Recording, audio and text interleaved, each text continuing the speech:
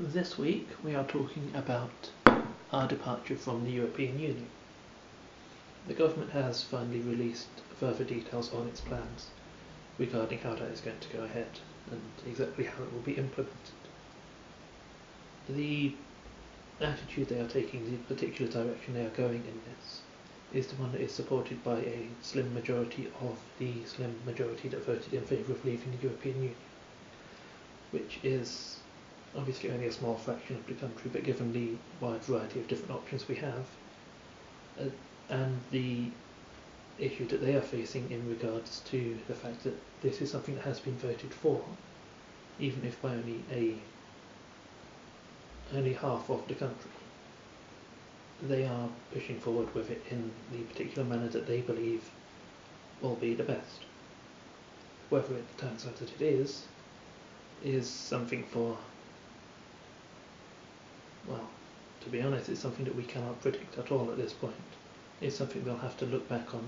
many years in the future, and even then quite likely not really know for sure. The direction they are going is to try to preserve as much as they can of our favourable interactions with European nations in terms of the sharing of information about terrorist suspects, criminals, research and development at our universities and science labs, things like that, which are of considerable benefit to this country and to the rest of Europe as well,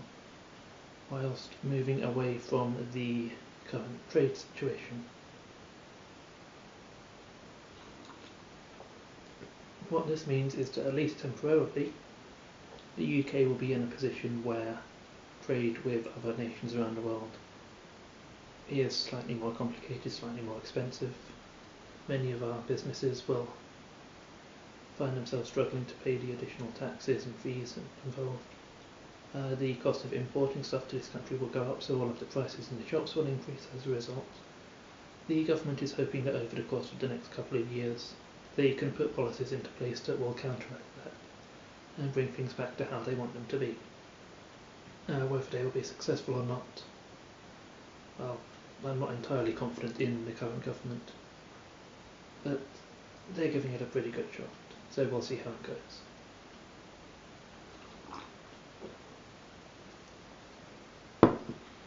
At the moment, of course, the economy is struggling somewhat. The value of the currency has decreased, the stock market is heading downwards, things like that. It's a case that people are not sure what's going to happen, and investors are nervous about investing when they don't know how it's going to work out. Hopefully in a couple of years things will start to pick up and move back in the right direction again. The question of whether or not we made the right decision in regards to leaving the European Union is quite a complicated one when you take into account the questions of the current trade agreement that we have within Europe. The idea is that in order to import something into the European Union, you would have to pay a significant tax, effectively meaning that any company outside of Europe that is selling stuff to people inside Europe is more expensive solely because the European Union says that it is going to be, meaning that any companies manufacturing things within Europe are cheaper and more competitive selling to other people within Europe. Effectively, they are harming the competition between, say, a manufacturing business in Germany compared to one in China or Brazil, which would have to pay a significantly higher tax in order to sell to people in Germany. But of course that does then protect German manufacturing jobs, for example, and also British and French and Swedish and so on, that the European Union is endeavouring to preserve the number of jobs in Europe, rather than allowing them to be outsourced to other countries, other continents around the world. It may be that by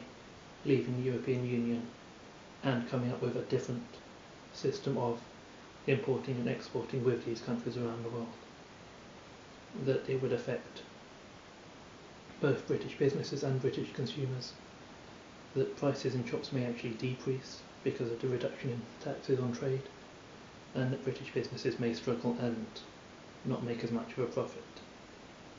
due to the competition with other nations around the world. Alternatively, the government could actually impose the same taxes importing into this country as already exist importing into the European Union, and maintain that same system, but also tax things coming from the rest of Europe in order to support and promote British business over those of other countries in Europe as well. At this point, we're not entirely clear on which way it's going, but the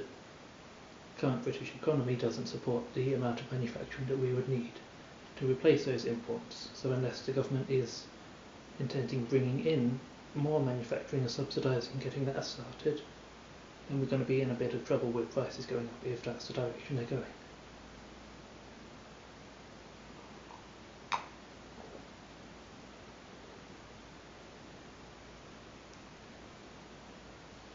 Either way, it's a case of waiting to see how exactly this current government handles things. If it were up to me, luckily it's not a very nice decision I would really rather not be making, but the way I see it, what the government needs to do is to subsidise British businesses. What I think they're going towards is trying to gain more of the biggest corporations, the big multinationals, by reducing taxes and changing regulations in support of them, in order to try and encourage major businesses to set up their headquarters in London. What I think they should be going for instead is getting the smaller and medium-sized businesses in this country working on a more profitable, productive level. Subsidising and supporting people in this country who are trying to set up their own smaller companies, employing British people, paying taxes over here, and so on, rather than trying to bring in the big multinational corporations. That is, I don't think something that the current government would prioritise given their particular attitude toward the economy, but I feel it's something that would benefit this country as a whole, regardless of whether we're inside or outside the European Union.